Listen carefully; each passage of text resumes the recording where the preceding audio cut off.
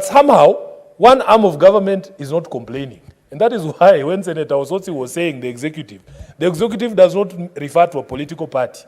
It refers to an arm of government. Somehow, Mr. Speaker, the members of the executive are living large. Just today, I saw a cabinet secretary wearing 4 million shillings watch on his wrist.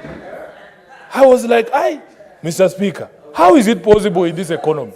So, Mr. Speaker, I want to say this, that if indeed the exchequer is going to be fair in releasing monies to the three arms of government, we need transparency in that office, not in my office, Senator Gloria.